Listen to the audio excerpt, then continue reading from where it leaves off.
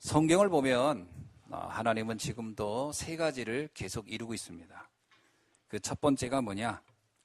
구원의 역사를 이루고 있어요.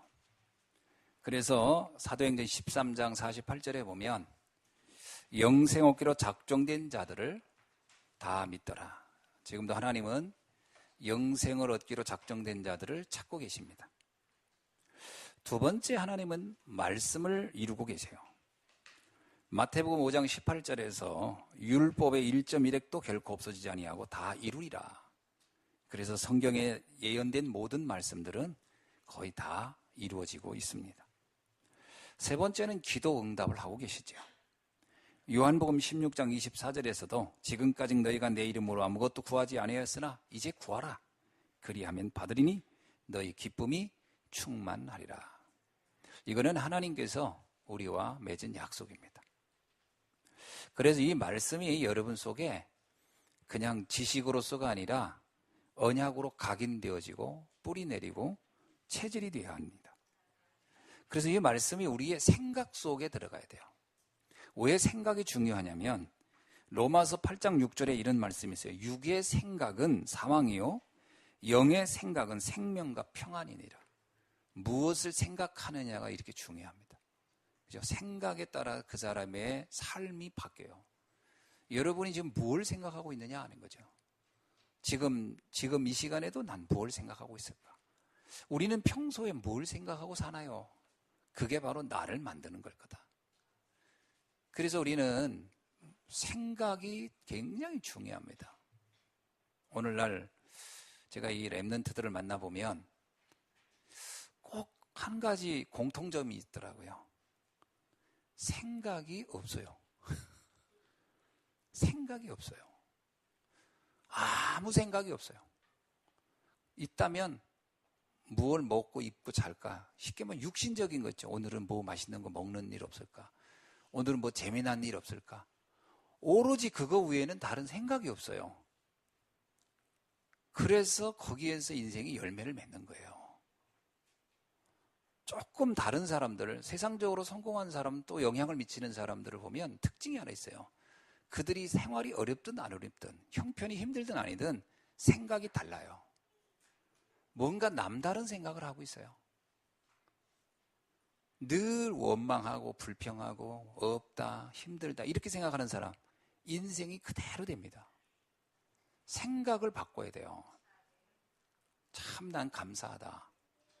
지금 하나님이 나를 통해 하실 일이 너무나 귀중한 일들이 많구나. 이런 생각을 해야 되거든요. 근데 이런 생각이 별로 없어요. 어른들도 생각을 하는 게 대부분이 어떻게 하면 잘 먹고 잘 살까? 그 생각 외에는 다른 생각이 거의 없어요. 생각을 바꿔야 합니다. 아주 중요합니다, 여러분. 그 생각을 로마서 8장 6절에서 뭐라 그러냐? 영적인 생각은 생명과 평안이지만 육적인 생각은 사망으로 이르게 한다는 거예요. 육신적인 생각만 하면요, 인생이 사망으로 가요. 사망으로 간다는 얘기는 뭡니까? 뭐 당장 죽습니까? 그 얘기가 아니에요. 삶의 의미가 없다는 거예요. 삶의 의미 없는 인생을 사는 거예요. 죽었다는 게 뭡니까? 아무런 가치가 없는 거를 죽었다고 하는 거 아닙니까? 의미 없이 사는 거예요. 그런 억울한 일이 있어는 안 되겠죠. 그리고 어디에 이게 말씀이 들어가야 되냐면 뇌 속에 들어가야 돼요. 뇌는 어마어마한 정보의 창고입니다. 이 속에 들어가 있어야 돼요. 뇌에 들어간다는 얘기는 판단을 결정하는 겁니다. 말씀이 들어가야 말씀에 따라 판단을 하는 거예요. 말씀에 따라 판단을 안 해요. 뇌 속에 들어가 있는 게 대부분 세상 지식이라 어떤 상황이 딱 벌어지면 입으로는 그리스도 말씀 아는 것 같은데 결정적인 문제가 딱 터지면 판단의 기준이 말씀이 아니에요. 왜 그러죠? 뇌 속에 들어와 있는 게 없는 거예요. 쉽게 말하면 정보가 없는 거예요.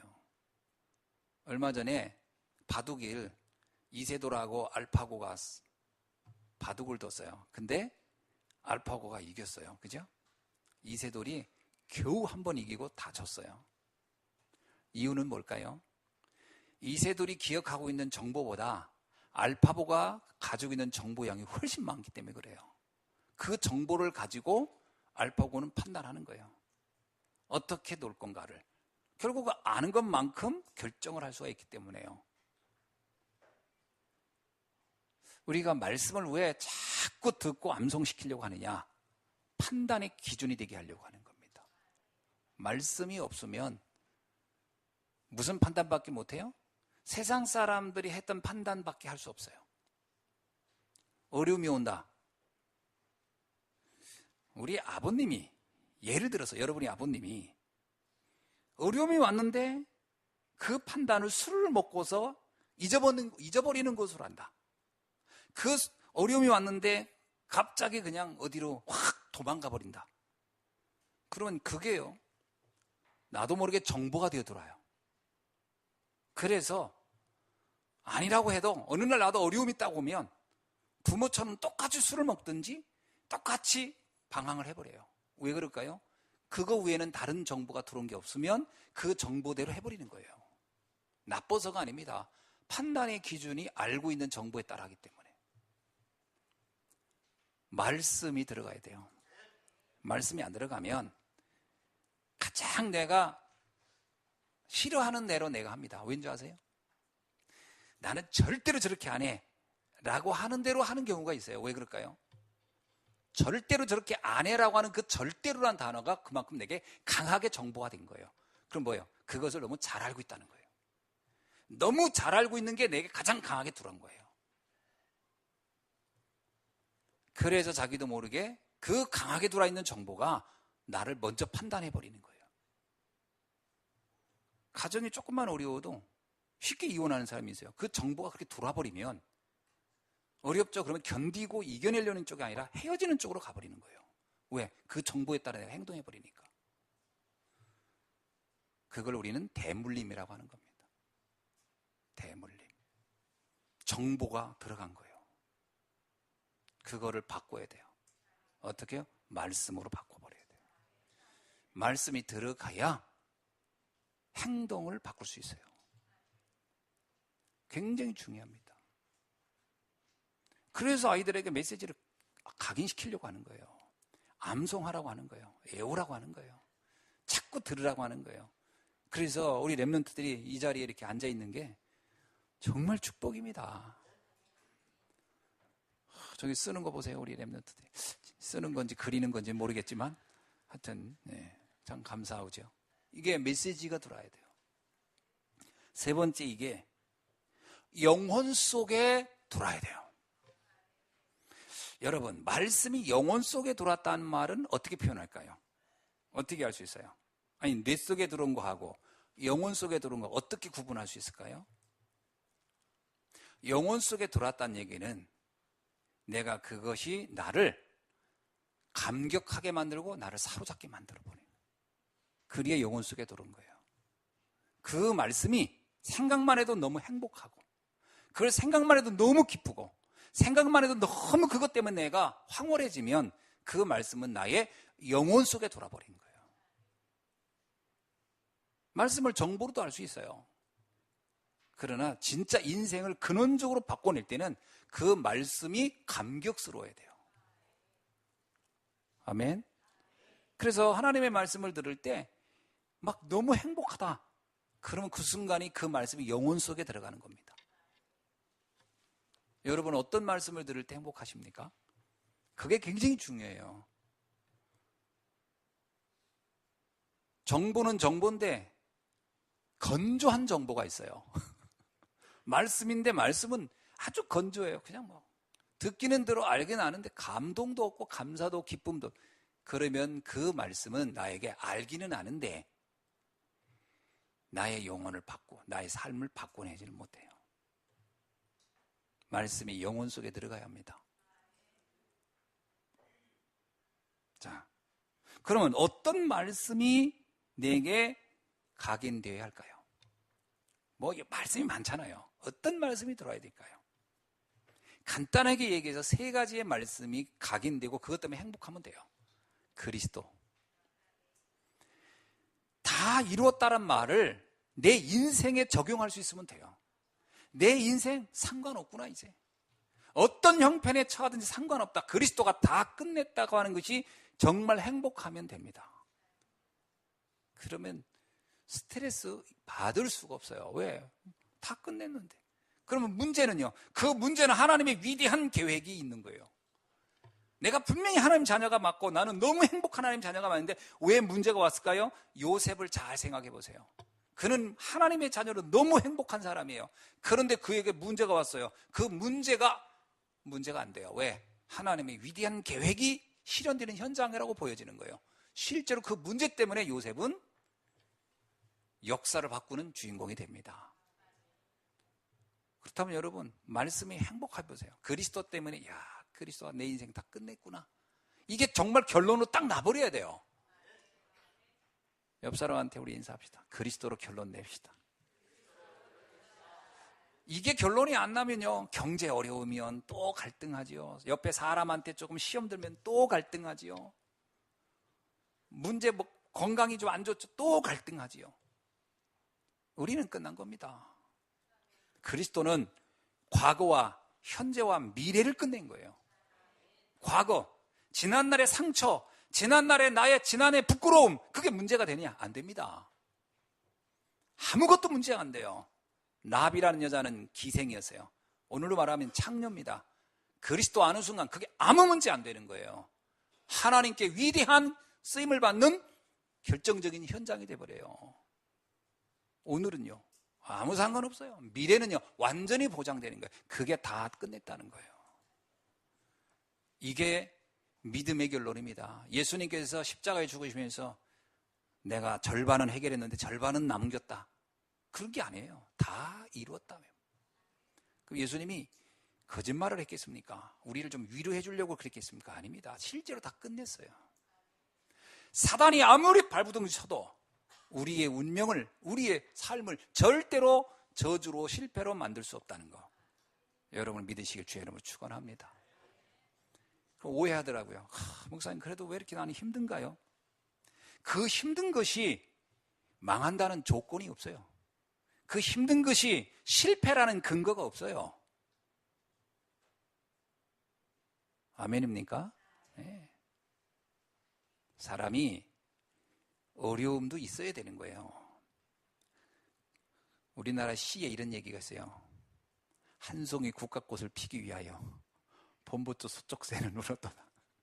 밤새, 그러니까 꽃이 하나 피는데도 많은 일들이 일어난다는 거예요. 그죠? 꽃 한 송이가 피는데도 얼마나 많게 비바람이 몰아치고 많은 일. 그렇습니다. 그 아주 작은 거 하나가 이루어지는데도 많은 일들이 있는 거예요. 우리 인생이 이루어지는데 많은 문제 있는 겁니다. 예수님은 그러면 이 땅에 와서 있는 3년 동안 아무 일이 없었습니까? 예수님도 얼마나 파란만장한 인생을 하자. 그게 뭐냐? 인생이라는 거예요. 그러나 상관이 없는 거예요. 그래도 주님이 하실 일을 다 하고 가셨어요. 우리의 인생에 많은 문제가 옵니다. 제가 늘 하는 얘기 있죠. 난 문제 없는 인생이었으면 좋겠다는 분이 계시다면 딱 한 번 오는 길이 있어요. 딱 죽으면 끝나는 거예요. 죽으면 문제는 안 와요. 나와 아무 상관없으니까. 그럼 살아있다는 얘기는 문제가 오게 돼 있는 거예요. 그럼 그 문제가 나에게 저주냐? 아닙니다. 나를 축복으로 인도하는 지름길이요, 응답의 기회인 줄 믿으시기 바랍니다. 그래서 속지 마세요. 문제 오면 막 당황하거든요. 속지 마세요. 우리 랩런트들 공부를 좀 못한다고 속지 말아요. 그게 인생을 좌우하는 결정적인 거 아니에요. 지금 내가 외모가, 그거 아무 상관없어. 예수님은 외모 엄청 안 멋있었어요. 무슨 세상 사람이 말하는 것이 내 인생의 기준 아니라는 거. 하나님이 함께하는 것이 최고의 기준입니다. 두 번째, 우리가 각인해야 할 메시지가 하나님의 나라입니다. 마태복음 12장 28절에 보니까 하나님의 성령을 힘입어 귀신을 쫓아내는 것이면 하나님의 나라가 이미 너에게 임하였느니라. 얼마나 놀라운 일입니까? 사단이 꺾여간 거예요. 반드시 사단은 굴복되고 사단은 꺾여갈 거라는 것을 여러분 믿으시기 바랍니다. 내가 그리스도와 함께 있으면 사단은 우리에게 틈을 탈 수가 없는 거예요. 그래서 어려움이 아닙니다. 사단은 요셉을 무너뜨리려고 공격했지만 요셉은 그걸 다 축복으로 바꿔버렸어요. 그게 하나님 나라입니다. 하나님 나라가 뭐냐? 아무 일도 없는 게 하나님 나라가 아니라 반전을 하는 게 하나님 나라예요. 여러분의 인생을 반전시킨다니까요. 아멘. 옆 사람한테 인사하세요. 반전 있는 인생입니다. 반전 있는 인생이에요. 영화도 반전이 있어야 즐겁잖아요. 시작은 막 주인공이 막 죽을 것 같은데 어느 날 보면 다 이렇게 이기고 승리하잖아요. 그게 반전이에요. 내 인생의 반전. 하나님의 나라. 요셉의 인생을 보세요. 얼마나 그 인생이 다 무너지는 것처럼 보입니까? 그러나 반전의 인생이 있잖아요. 아브람 보세요. 다 무너지는 것 같은데 반전하잖아요. 야곱 다 무너지는 줄 알았더니 아니잖아요. 하나님의 나라. 여러분의 인생에 하나님 나라가 임하게 될 줄을 믿습니다. 이게 여러분의 영혼 속에 각인돼야 돼요. 이것 때문에 행복해야 돼요. 내 인생에 반전이 온다. 아멘. 이게 안 믿어지면 미래를 생각하면 계속 걱정되는 거예요. 미래를 생각하면 계속 염려되는 거예요. 어떻게 먹고 사나? 어떻게.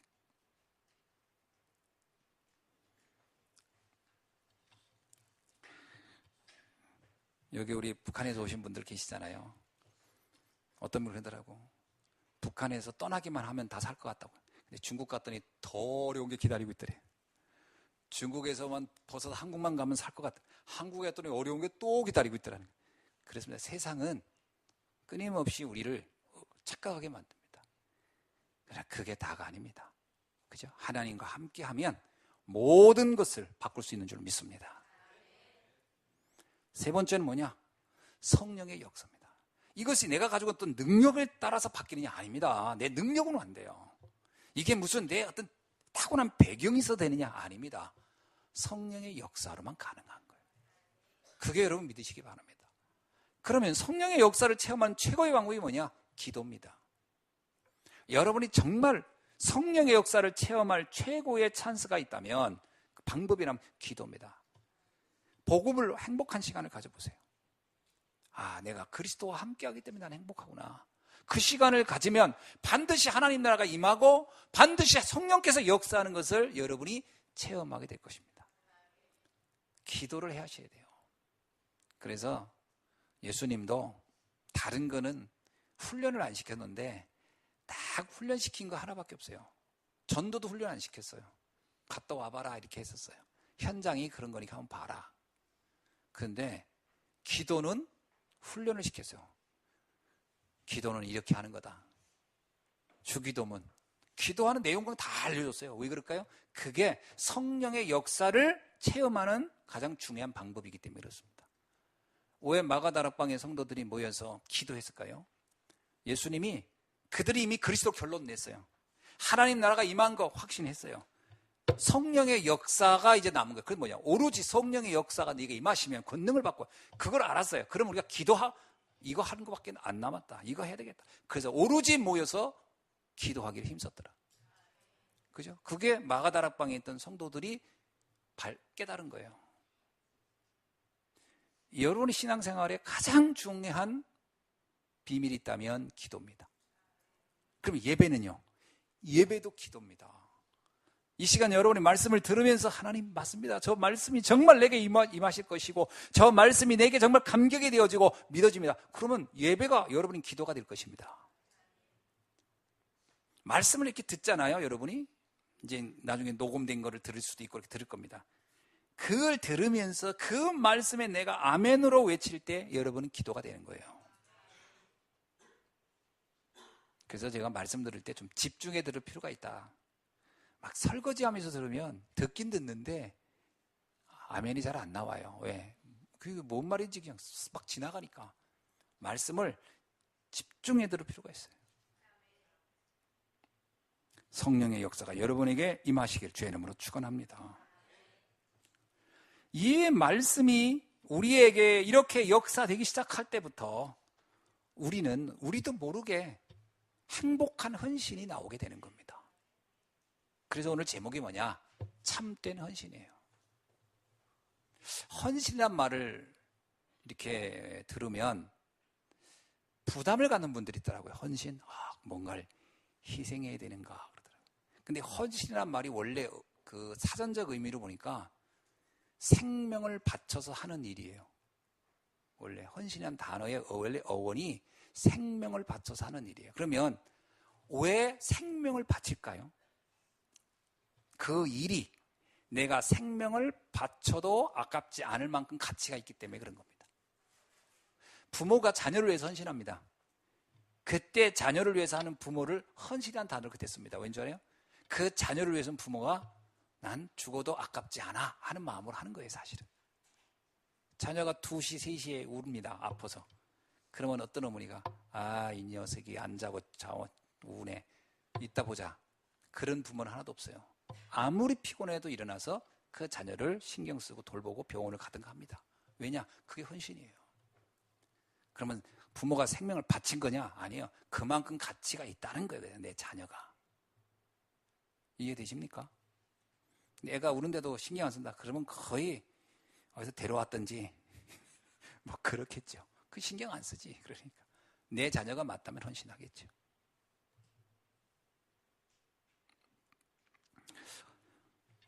오늘 바울은 고린도 교회 성도들에게 서신을 보내면서 마게도냐 교회를 예로 든 겁니다.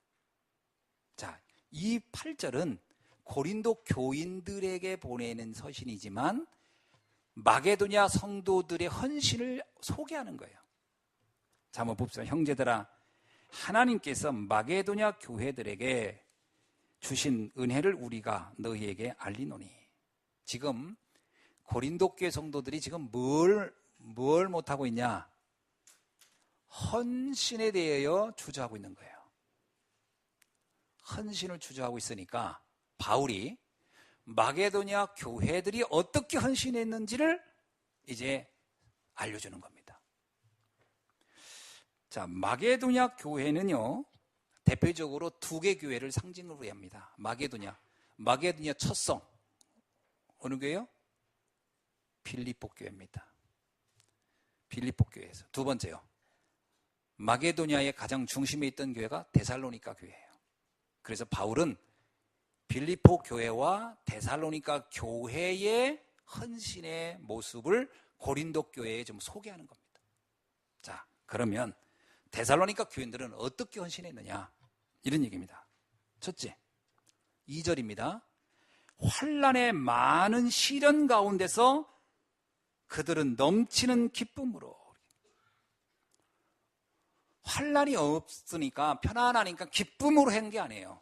이들은 엄청난 환난을 받고 있는데 기쁨으로 한 거예요. 이게 무슨 얘기입니까? 이유를 알기에 이유가 없었던 거예요.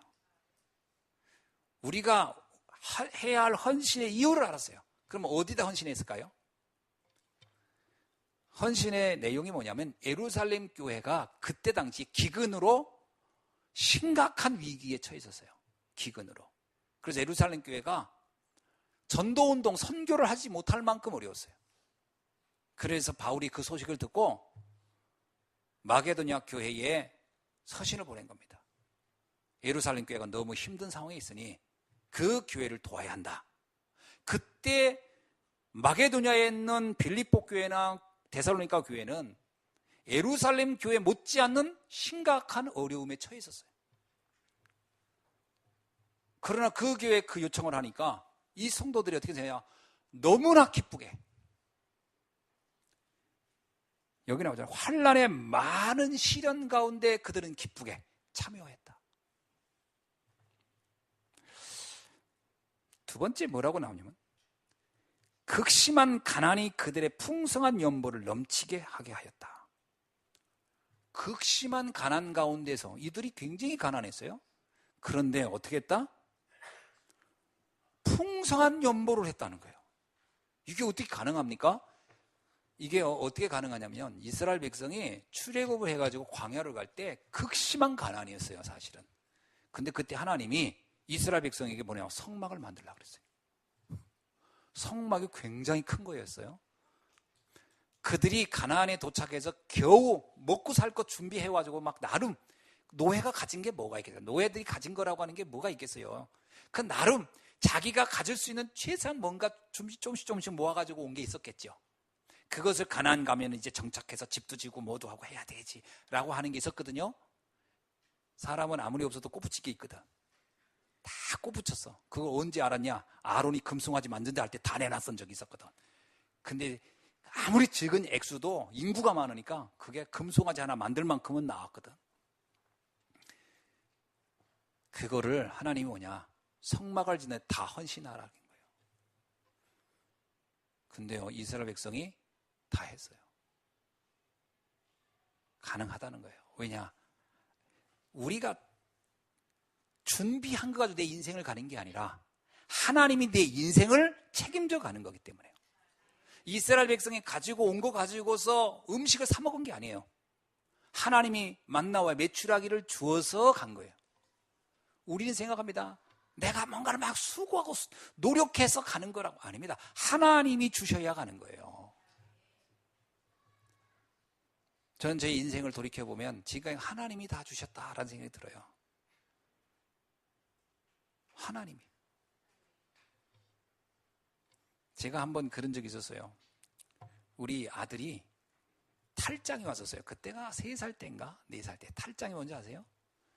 울면 장이 밖으로 나와요. 그래서 이 아래 배가 이렇게 주먹만큼 튀어나와요. 그게 이 안에 횡격막이 이렇게 붙어 있어야 되는데 횡격막이 찢어진 거예요. 이거 선천적으로. 그래가지고 이 장이 그것으로 이렇게 빠져나오는 거예요. 울면 이 압력이, 배 압력이 강하니까. 이야, 근데 어린 애기가 이렇게 장이 나오니까 부모 입장에서는요, 미치겠는 거예요. 이게 처음에는 그냥 배고파서 울었는데 나중에 아파서 우는 거니까. 우는 소리가 바뀌어요. 이게 딱 나오면. 근데 사람들이 뭐냐면 이게 썩을 수 있다는 거예요. 썩으면 바로 죽는다는 거예요. 바로 수술해야 되는 위험한 상황이었는데 돈이 없어요. 그때 너무 어려울 때니까. 그래서 이 아이가 울지 않게 하려고만 했어요. 막 울려고 하면 무조건 어떻게 하든지 안 울게 하려고. 제가요, 잠도 참 거의 못 잤어요. 얘가 울려고 하면 무조건 걔를 안고 내가 동네를 돌건다. 막 했어요. 왜? 그렇게 해도 어떻게든 재워야 되니까. 근데 진짜 점점 심해지는 거예요, 이게.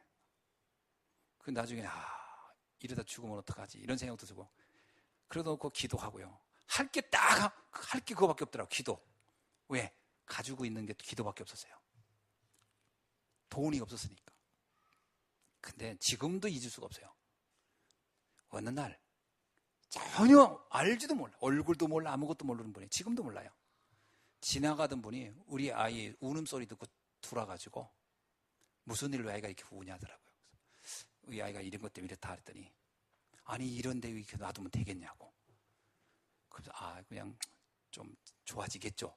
어떻게 합니까? 좋아지겠죠 밖에 더 합니까? 이러다가 제가 듣기로는 어른 되면 나 괜찮다 하네요. 뭐 이러고서 이제 그분이 그러더라고요. 얘가 어른 될 때까지 살아있다는 근거가 있습니까?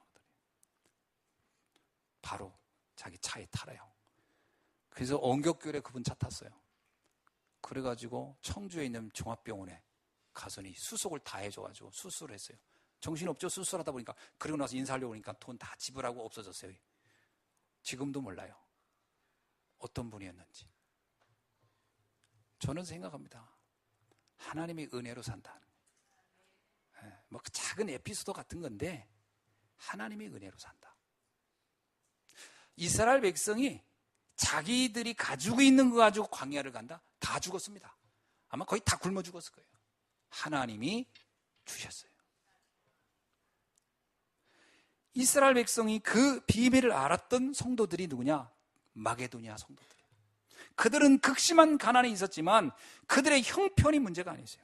사명에 따라 하나님이 원한 예루살렘 교회가 어떤 교회입니까? 세계복음화의 중심교회예요. 지금 전 세계에 복음을 전해야 할 그 중요한 교회가 지금 위기에 처했다고 하니까 이 마게도냐 교회는 자신들의 입장을 돌보지 아니하고 그것에 우리가 헌신하기로 마음을 먹습니다.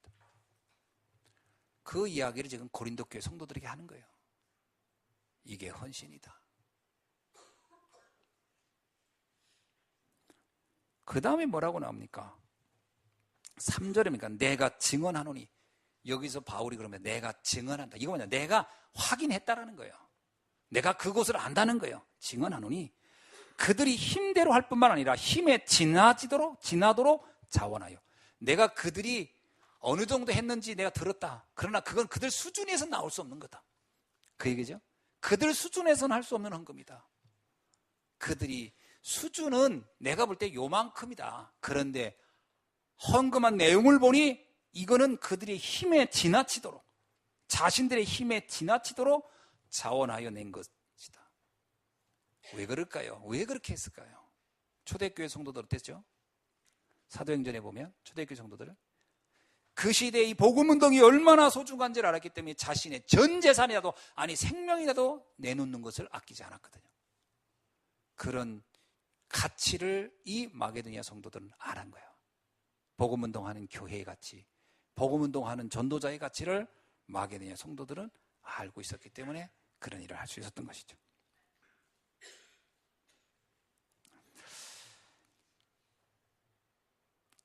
우리가 신앙생활할 때 기준이 뭐여야 되냐? 하나님이 원하는 것이 뭐냐? 이것을 바라보고 가면 반드시 승리할 줄로 믿습니다. 그리고 반대로요, 사단이 싫어하는 게 뭐냐? 그거 하면 성공합니다. 일단 사단이 싫어하는 거 하면 되고 하나님이 원하는 거 하면 성공합니다. 그렇죠?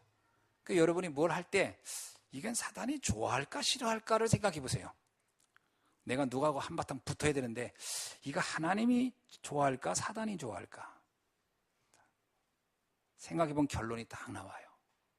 내가 뭘 하기 전에 잠깐만 생각해도 답은 나와요. 하나님이 기뻐하는 일을, 하나님이 원하는 것을 하는 여러분 되길 주의 이름으로 축원합니다. 왜 그런 일이 가능했죠? 이들은 복음의 그 가치가 너무나 소중한 걸 알았기 때문에, 그래서 그럴 수가 있었던 것이죠. 그들은 교회를 살리는 일이, 전도자를 돕는 일이 하나님이 가장 소중하게 보는 것이라고 보았던 것이죠. 그 다음에 또 네 번째 뭡니까? 여기 보니까 이렇게 얘기합니다. 4절에 이 은혜와 성도 섬기는 일에 참여함에 대하여 우리에게 간절히 구하니. 이 마게도니아 성도들이 이거를 하나님의 은혜로 여겼다는 거예요. 자신들이 하는 헌신을 그냥 이게 내가 힘내서 한다, 내가 막 어려운 중에 한다가 아니라 이건 은혜다. 하나님이 이런 일에 나를 쓰신 것이 큰 은혜다. 이렇게 이해했다는 거예요. 저는 요즘 이렇게 많이 바쁘게 왔다 갔다 이렇게 합니다. 근데 저 혼자 이런 생각이에요. 참 내가 은혜가 참 많이 받았구나. 제가 늘 그런 농담 비슷하게 했어요. 나는 늙어지지 말고 닳아서 없어져야지. 그런 얘기를 했어요. 바쁘게 살다 가야지. 그런 생각에서 복음 때문에 바쁠 수 있으면 좀 행복하겠다. 근데 진짜 그 말이 기도가 됐는지 아주 바쁜 일이 많아졌어요. 혼자 그런 생각합니다. 하나님의 은혜다. 주를 위해서 내가 쓰임을 받을 수 있다는 게 은혜다. 그래서 저한테 어떤 요청이 오면요, 뭐 목사님들이나 어떤 노회나 어떤 그 협회나 요청이 와요. 목사님 뭐 좀 하세요. 어떻게 해? 그러면 거절을 거의 안 합니다. 일부러. 왠지 아세요? 내가 만약에 병원에 누워 있다면 이런 요청이 내게 요할까? 지금 내가 아무것도 할 수 없는 수준이라면 이런 요청이 올 수 있을까? 하나님이 지금 나에게 원하시는구나. 그렇다면 내가 여기에 하나님의 은혜로 이 일을 하고 있는 게 아니냐. 내가 살아있는 것 자체가 은혜 아니냐. 마게도니아 성도들은 그렇게 생각한 거예요. 우리가 헌신할 수 있는 것 자체가 은혜다. 아멘. 여러분이 지금 이곳에 앉아 있는 것 자체가 은혜입니다. 하나님의 은혜가 없으면요, 병원에 누워 있어야 돼요. 이게 은혜라니까. 그러면서 뭐라고 하냐면 이 은혜와 성도 섬기는 일에 참여함에 대하여 우리에게 간절히 구하니. 성도를 섬기는 일이 너무나도 소중한 거리라는 거예요. 왜죠? 복음 가진 성도를 귀하게 봤다는 거예요. 여러분, 복음 가진 성도가 얼마나, 여기 우리가 지금 이 땅에 지금 이 복음이 사라지고 있는 시대에 복음을 가진 성도들을 위해서 헌신할 수 있다? 기적 중에 기적입니다. 저는 혼자 이런 생각을 해요. 전도하다 보면 뭘 많이 느낀지 아세요? 전도하다 보면 복음을 이렇게 전하잖아요. 그러면 진짜 10명 중에 9은 거절해요. 별 관심 없어요. 그러면 그때 내가요, 가슴이 찡하는 게 하나 있어요. 이야, 그런데 우리 성도님들은 그 복음을 알고 와 있지 않냐. 너무 소중한 분들인 거예요. 아니, 복음이 흔한 게 아닌 거예요. 복음을 알아듣고 받아들이는 게 진짜로 이게 희귀하고 너무나도 어려운 거예요. 근데 그 복음을 알아듣는 분들 아니냐. 얼마나 소중하겠습니까? 그렇죠? 옆 사람 한번 보세요. 여기 앉아 계신 분이 기적이 되니까. 기적이에요, 이런 분들이. 이게 이 복음을 알아들을 수가 없어요, 사실은. 이게 웬만해서는 알아들을 수가 없어요. 이 복음을 알아듣고 앉아 있다는 것이 기적 중에 기적이다. 자, 그것을 내가 간절히 구한다는 거예요. 고린도 교회 성도들이 이런 마음이 있어지길 원한다는 거예요. 그런 마음이. 헌신, 그걸 은혜로 생각해라. 그리고 성도를 위한 헌신, 이게 얼마나 큰 축복인지 알라. 그 얘기를 바울이 지금 마게도냐 교회를 빗대어서 고린도 교회 성도들에게 말하고 있는 거죠. 그러면서 5절에 뭐라고 나옵니까? 우리가 바라던 것뿐 아니라 그들이 먼저 자신을 주께 드리고. 사실은요, 먼저 이들이 한 게 뭐냐면 헌신보다 중요한 것이 있었다는 거예요. 먼저 하나님께 자신을 드렸다는 거예요. 나는 하나님의 자녀요. 나는 하나님의 권속이요. 주를 위해 살다 가는 사람이다. 이걸 먼저 이들이 깨달았다는 거예요. 이게 얼마나 놀라운 일입니까? 마게도냐 성도. 그게 제가 빌립보 교회의 대표적인 인물이 루디아예요. 루디아가 이해가 되는 거예요. 루디아가 어떻게 생각했다? 이 모든 것이 하나님의 은혜구나. 나의 나된 게 다 은혜구나. 그러면 내 인생 하나님의 것이다. 주를 위해 내 드리고 가는 것이다. 이렇게 생각했다는 거예요. 그러니까 헌신이 어려운 게 아닌 거지요.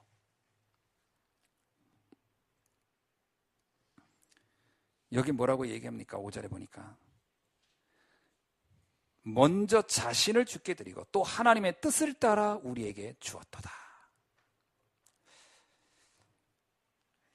내가 하라고 해서 한 게 아니라는 거예요.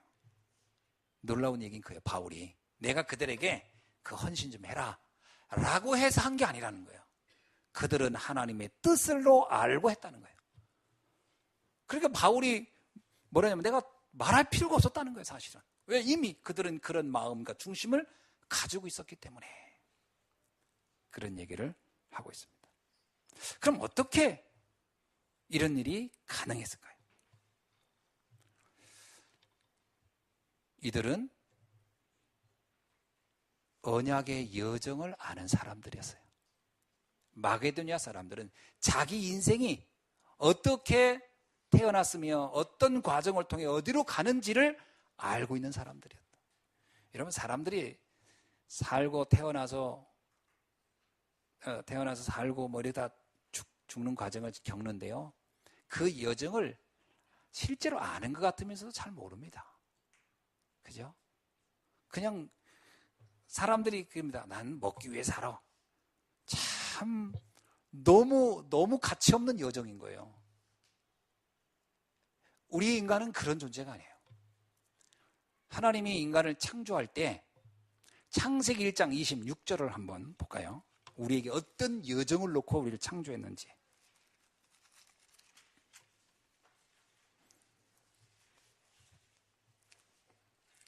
일 1장 26절은 인간의 창조 목적입니다. 창조 목적이 뭔지를 알고 계셔야 돼요. 우리 다 같이 봅시다. 시작. 하나님이 이르시되 우리의 형상을 따라 우리의 모양대로 우리가 사람을 만들고 그들로 바다의 물고기와 하늘의 새와 가축과 온 땅과 땅에 기는 모든 것을 다스리게 하자 하시고. 아멘. 하나님이 먼저 인간을 창조하기 전에 인간 창조의 설계도를 먼저 만드셨어요. 창조 설계도가 뭐냐? 이 땅의 모든 것을 다스리게 하는 목적을 가지고 이들을 창조해야 된다는 거예요. 그러니까 태어나서 인간은 나 하나 잘 먹고 잘 사다 가는 게 목적이 아니에요. 그건 가장 비참한 인생 여정을 살다 가는 거예요. 가장 하찮은 가치 없는 인생을 살다 가는 거예요. 인생의 여정은 처음부터 모든 것을 다스리는 일을 하다 가도록 인간을 원래 계획하고 만드신 거예요. 그게 뭐냐? 세계복음화의 삶입니다. 세계복음화가 우리의 인생의 여정 속에 출발 전에 이미 결정됐던 거예요. 그 인생을 살아야 인간답게 살다 가는 거예요. 아멘입니까? 저는 이 창세기 1장 26절 읽다가요, 제가 무릎을 탁 쳤어요. 내가 왜 청소년기에, 왜 청년기에 방황했지? 방황한 이유는 딱 하나예요. 내 삶의 이유와 목적을 몰라서. 내 인생에 대한 하나님의 창조 설계도를 이해를 못했었구나. 아무것도 몰랐구나. 오로지 나를 위해 사는 게 다인 줄 알았어요. 그렇게 인생이 방황하는 겁니다. 그래서 인생이 재미없는 거예요.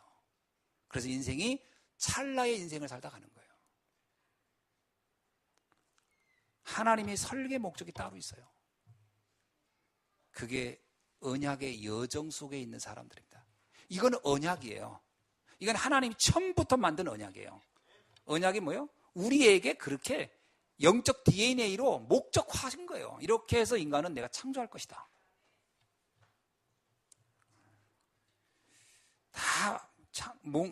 물건에는 다 목적이 있잖아요. 이 마이크에 목적이 있는 거고요. 인간에게도 목적이 있는 거예요. 근데 불신자 인생 여정이 뭐냐? 불신자 인생 여정은 사단이 준 거예요. 원래 아담과 하와는 그래서 하나님과 함께, 그래서 어떻게 해요? 하나님이 형상대로 창조돼서 하나님이 그들에게 복을 주십니다. 그 복을 주는 뭐냐면 창조 설계도대로 살도록, 그래야 행복하다고, 그래서 생육하고 번성하고 충만하고 정복하고 다스리는 인생을 살다 가도록 그렇게 하나님은 축복을 합니다. 그것을 완전히 무너뜨린 게 누구냐? 사단이에요. 사단이 뭐라고 무너뜨렸죠? 아니야, 그렇게 인생 살지 마. 그 인생 재미없어. 그 인생 사는 거 의미 없어. 그 인생 가치 없어. 진짜 행복한 인생 따로 있다? 네 마음대로 살아. 네가 원하는 대로. 에베소서에 뭐라고 나오죠? 에베소서에 한번 봅시다. 에베소서 2장 3절에 보세요. 이게 사단이 준 인생 여정이에요. 불신자 인생 여정이에요. 뭔지 아세요? 에베소서 2장 3절이 모든 불신자가 이 여정을 놓고 갑니다. 다 읽어봅시다. 시작. 전에는 우리도 다 그 가운데서 우리의 육체 욕심을 따라 지내며 육체와 마음이 원하는 것을 하여 다른 이들과 같이 본질상 진노의 자녀였더니, 여기에 보면요, 육체 욕심을 따라 육체와 마음이 원하는 것을 내 인생으로 놓고 살아가는 거예요. 그게 불신자의 인생 여정이에요. 불신자는 100% 있게 살다 갑니다. 그렇죠? 나를 위하여, 그리고 성공, 출세, 돈. 육체가 원하는 것, 마음이 원하는 것, 하나님이 원하는 건 아무 상관없어요. 도리어 하나님이 원하는 거 들으면 짜증내요. 내가 왜 그렇게 살아야 되는데? 난 그렇게 살고 싶지 않아. 인생 여정을 사단이, 그게 자기 연적이, 불신자들이 생각합니다. 그건 내 마음대로 사는 거야. 아닙니다. 내 마음대로 착각입니다. 사단이 원하는 대로 사는 겁니다. 요한복음 8장 44절, 너희 악이 마귀에서 나왔나니. 인간은 하나님의 자녀이든지 마귀의 자녀든지 둘 중에 하나지 중간은 없습니다.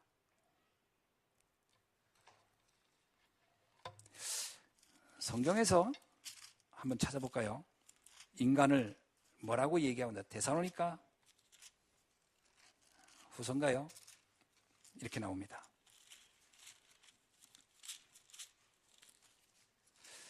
우리가 마귀의 자녀든지 하나님의 자녀든지 둘 중에 하나입니다. 그 중간은 없어요. 사람들이 자꾸 오해하더라고요. 그래서 내가 내 마음대로 사는 건 내 생각대로 산다고 생각합니다. 아닙니다. 사단이 정한 그 올무 안에서 살다 가는 겁니다. 나중에 찾겠습니다. 찾으니까 안 나오네 갑자기. 그래서 불신자 인생 여정이요, 사실은 12가지예요. 나, 돈, 성공, 그리고 문화적으로 그것을 채색화되고 아름답게 꾸며놓은 걸 막 즐기고 그러면 행복할 거라고 생각하는. 그러나 어느 날 보면 자기도 알지 못하는 육신적인 정신적인 문제, 그런 문제에 시달리고 그렇게 가는 거예요. 그거를 창세기 1장 2절이 뭐라고 했냐? 혼돈 공허 흑암이다. 시편 90편 10절엔 뭐라고 얘기했냐? 내 연수가 80이라도 70이라도 강건하면 80이라도 그 연수가 수고와 슬픔만 남아있다. 인생의 여정이 수고와 슬픔으로 끝난다는 거예요. 마태복음 11장 28절 예수님은 말합니다. 수고하고 무거운 짐 속에 살다가 갈 것이다. 한 번도 그 수고와 무거운 짐을 벗지 못할 것이다. 이게 인생 여정이라는 거예요. 성도의 인생 여정은 결정된 겁니다. 아멘. 하나님이 그렇게 나를 결정. 그 여러분이 하나님 자녀가 되는 순간 우리는요, 언약의 여정 속에 들어가는 거예요. 할렐루야. 그거를 거부하지 마시기 바랍니다. 그걸 거부하면 거부한 만큼 갈등하게 돼요. 그리고 시달려요. 아브라함을 보세요. 아브라함은 창세기 12장 1절에 너는 너희 고향 친척 아버지 집을 떠나 내가 네게 보여줄 땅으로 가라. 이게 아브라함의 인생의 여정이에요. 결정된 거예요. 아브라함은 그 길을 가야 되는 거예요. 그 길을 순간순간 외면하고 싶은 겁니다. 내가 굳이 이렇게 살 필요가 있나? 그때마다 아브라함은 시달리는 거예요. 요셉의 인생 여정 보세요. 창세기 37장 7절로 9절. 그는 꿈을 통하여 이미 자신이 삶의 여정을 보여준 겁니다. 그건 언약이에요. 그 일을 하다 갈 것이라는 거예요. 근데 다행히도 요셉은 그거를 받아들여요. 나는 이대로 가다. 이 인생 살다 갈 것이다. 최고의 축복을 누리다 가는 겁니다. 모세를 보세요. 모세 인생도 이미 결정됐어요. 모세가요, 어머니, 아버지, 레위 집안에서 레위 남자와 레위 여자 집안에 태어나서 어머니 품에서 언약을 듣는 순간부터 모세의 인생은 결정된 거예요. 피할 수 없는 거예요. 왕궁의 40년, 미디안 40년, 광야 40년은 결정된 인생이에요. 모세가 그걸 피하려고 피해지는 게 아닙니다. 그것을 인정하고 갈 때 모세는 그 인생의 가장 황금기를 누리게 되는 거예요. 맞죠? 광야 40년, 그 40년인 하나님의 언약을 이해하고 그래 이게 내 여정이다. 그리고 갔던 기간이거든요. 왕궁에서의 40년보다도 미디안의 40년보다도 더 엄청난 축복을 누리는 그의 인생 40년이 됩니다. 여러분의 인생의 여정은 이미 결정됐어요. 그거를 외면하면 외면할수록 왠지 모르게 이 일은 자꾸 꼬이고 시달릴 겁니다. 그냥 순종하시고 기쁜 마음으로 그 길로 내 발을 내딛기를 바랍니다. 네. 여호수아가 말합니다. 여호수아 14장 한번 우리 볼까요? 여호수아 14장. 여호수아 14장 9절로 12절을 보면요, 특별히 한번 봅시다. 그 쭉 읽어보면 그날에 모세가 맹세하여 이르되 내가 내 하나님 여호와께 충성하였은즉 내 발로 밟는 땅은 영원히 너와 내 자손의 기업이 되리라 하였나이다. 이제 보소서, 여호와께서 이 말씀을 모세에게 이르신 때로부터 이스라엘이 광야에서 방황한 이 45년 동안을 여호와께서 말씀하신 대로 나를 생존하게 하셨나이다. 오늘 내가 85세로 돼 모세가 나를 보내던 날과 같이 오늘 또 내가 여전히 강건하니 내 힘이 그때나 지금이나 같아서 싸움이나 출입에 감당할 수 있으리다. 12절 그날에 여호와께서 말씀하신 이 산지를 지금 내게 주소서. 그리고 마지막에 뭐입니까? 여호와께서 말씀하신 대로 그들을 쫓아내리다 하니. 아멘. 여호와께서 말씀하신 대로 나는 생존했다는 거예요. 그 여정을 따라 살아왔다는 거예요. 근데 내 85세인데 지금도 나는 여전히 싸울 수 있고 난 정정하다는 거예요. 그래서 이번에 제가 로이스 전도 그 팀을 우리 김용애 권사님하고 같이 나누면서 권사님 이제 시작하십시오. 여기 여호수아 갈렙이 85세 나는 40대 같다라고 했는데 연세가 어떻게 됩니까? 했더니 82세래요. 그러면 여호수아보다도 나이가 어린데 이제 시작해야 되는 겁니다. 네, 그랬거든요. 여정입니다. 우리의 인생의 여정. 하나님이 부르실 때까지 이 여정이 이렇게 가는 겁니다. 그래야 멋지게 인생을 사는 거예요. 이 여정을 포기하면 금방 늙어버려요. 몸이 늙는 게 아니라 마음이 늙어버리면 안 돼요. 오늘 이 축복이 우리에게 이미 결정된 줄로 믿습니다. 예. 그러면 저와 여러분의 인생의 여정은 뭡니까? 마태복음 28장 19절로 20절에 보면요. 너희는 가서 모든 족속으로 제자를 삼아. 이미 그 인생 여정이 결정된 거예요. 사도행전 1장 8절 너희는 땅끝까지 이르러 나의 복음의 증인이 되라. 그게 여정입니다. 세계복음화를 위한 여정이 저와 여러분에게 이미 결정된 줄로 믿습니다. 자, 옆 사람한테 인사하세요. 멋진 인생의 여정, 언약의 여정을 갑시다.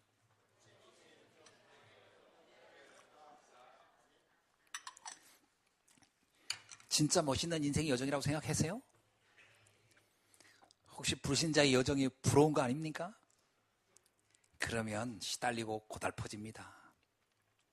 하나님이 정한 여정을 향해 가시길 주의 이름으로 축원합니다. 자, 그러면 이제 영원한 것에 헌신해야 돼요. 그 영원한 것이 뭐냐? 첫째는요, 메이슨 전쟁입니다. 메이슨 전쟁이란 뭐냐? 흑암은 오래전부터 거대한 신전과 우상의 전을 만들어서 사람들의 마음을 사로잡고 있어요. 하나님이 지금 원하는 게 뭐냐? 우리로 하여금 흑암 문화를 바꿀 교회를 지라고 하나님은 우리에게 말씀하고 있어요. 이건 단순히 건물을 말하는 게 아닙니다. 흑암 문화를 정복할 현장이다. 그래서 저와 여러분이 이곳에 마음을 담고 헌신하기를 주의 이름으로 축원합니다. 두 번째는 뭐냐면 복음을 전할 전도자를 세운 비밀결사대예요. 지금은 복음이 희미해집니다. 복음 가진 한 사람의 전도자가 아주 시급한 때입니다. 그래서 이 전도자를 세우는 일이 우리에게는 어느 것보다도 중요해요. 그래서 100명의 목회자, 300명의 중직자, 이걸 언약으로 제가 나름 기도하면서 잡고 이걸 내가 도전해야 되겠다 한 것이 뭐냐? 이게 바로 비밀결사대의 언약이에요. 로마서 16장의 사람들 같은 시대를 바꿀 수 있는 이 한 사람의 언약을 가진 사람을 세워야 되겠다. 오늘 여러분이 이 언약을 여러분의 인생 여정 속에서 붙잡으시길 주의 이름으로 축원합니다. 그리고 세 번째가 뭐냐? 렘넌트 미니스트리입니다. 미래 재앙을 막는 비밀은 렘넌트밖에 없어요. 그래서 렘넌트를 키우려고 하는 겁니다. 어떻게든 렘넌트를 위한 여러분 그래서 렘넌트 때문에요. 여러분이 마음을 담고 헌신하시기 바랍니다. 뭐 훈련 받게 할 수도 있고요. 렘넌트들이 모일 수 있는 공간도 만들고요. 그걸 해야 되는 거거든요. 그 렘넌트를 어떻게 하든지 키워서 언약으로 각인시켜서 이 언약의 여정 속의 승리자로 미래에 올 재앙을 막는 사람으로 키우는 것이 우리들의 마지막 사명인 줄로 믿습니다. 여기에 우리가 헌신해야 되겠죠. 말씀을 맺습니다. 이제 금년 2017년이 다 끝나갑니다. 이제 2018년도가 우리 앞에 이제 기다리고 있어요. 오늘은 그 일에 헌신할 분들을 세우는 날입니다. 여러분들이 아마 세움을 받게 될 것이죠. 몇 가지만 기억하시길 바랍니다. 첫째는 뭐냐면 지역 살리는 교회당의 언약을 여러분이 지금부터 기도하면서 붙잡으셔야 된다. 아멘. 우리가 블라디보스토 가서 봤을 겁니다. 곳곳에다가 무슨 카톨릭 성전을 짓고 뭘 짓습니다. 그게요, 사람들에게 보이지 않게 엄청난 영적인 영향을 주는 거예요. 천안의 이 좌불상, 저 하나가 어마어마하게 사람들에게 영향을 줘요. 그것이 바로 메이슨 전쟁이에요. 사단은 옛날부터 그렇게 했어요. 피라미드 하나 만들어 놓으니까 이집트 전 사람들의 마음을 사로잡을 수 있어요. 로마는 곳곳에 제우스 신전을 지어서 사람들의 마음을 다 사로잡아 버렸어요. 언제나 그래 왔습니다. 사단은. 하나님을 바라볼 수 있는 이 성전이 희귀해요. 제가 이번에 우리 블라디보스토 가서 봤죠. 우리가 갔던 교회는 어떻습니까? 무슨 수용소 같아요, 분위기가. 그런데 뭐 다른 그 러시아 정교의 건물들은 막 사람들의 마음이 막 사로잡을 만큼 그렇게 화려합니다. 메이슨 전쟁입니다. 이걸 여러분이 언약으로 잡으시길 주의 여러분 축원합니다. 두 번째는 후대 살리는 RUTC예요. 그래서 미션홈 학사, 저는 이런 마음을 늘 가지고 있어요. 미션홈을 정말 미션홈답게 해야 되겠다. 그래서 미션홈 사역자도 있고 미션홈이 정말 훈련시키는, 그죠? 미션홈이 잘못되면요 하숙집처럼 돼버려요. 그건 미션홈 아닙니다. 왜 밥이나 먹이고 그냥 잠이나 자게 하면 그건 아무 소용이 없는 거예요. 훈련하는 제자 사역하는 곳이 돼야 되거든요. 그렇게 하려면 우리가 마음 닫고 헌신해야 됩니다. 학사, 학생들이 모여서 공부하면서 언약을 확인하고 포럼하는, 굉장히 중요해요. 대학교 때 언약이 들어가는 게 그렇게 중요해요. 그런 현장이 우리에게 꼭 필요하거든요. 특히 천안에 이런 학사가 전 필요하다고 보거든요. 근데 방과 후 학교, 뭐 어린이집 이런 것 전부 다 렘넌트를 위한 일들입니다. 지금부터 마음을 담고 기도하면서 여러분이 헌신할 수 있기를 주여 여러분 축원합니다. 그러면서 100명의 목사, 300명의 중직자, 그리고 7천 제자를 세우는 일에 여러분이 집중해서 내가 나부터 중직자가 돼야지. 아멘입니까? 예, 나부터 300명의 중직자의 대열 속에 들어가야지. 그 300명의 중직자는요, 로마서 16장 같은 사람들입니다. 목이다로 내놓고 전 재산이라도 생을 놓고 헌신하겠다는 사람들, 마치 마게도니아 성도들 같은 마음을 가져야 되는 거죠. 그리고 100명의 목사, 바울과 같은 심정을 가진 사람, 오직 복음을 전하다 죽겠다. 나는 내 인생의 가치는 복음 전하다 가는 것이다. 그럴 수 있는 사람을 세우는 겁니다. 그래서 제가 가능한 우리 복음 가진 성도들 중에 우리 성도가 RTS 가라 자꾸 그러는 겁니다. 그런 목회자를 키워야 하는 여정 속에 우리는 있은 겁니다. 마지막입니다. 로마서 16장 25절 26절에 보니까 영세전에 감추었다가 이제는 나타나신 바 되고 세세 무궁토록 있을 그 일을 위하여 하나님은 우리를 부르신 겁니다. 그 일에 헌신하는 저와 여러분이 되기를 주의 이름으로 축원합니다. 기도하겠습니다. 하나님 감사합니다.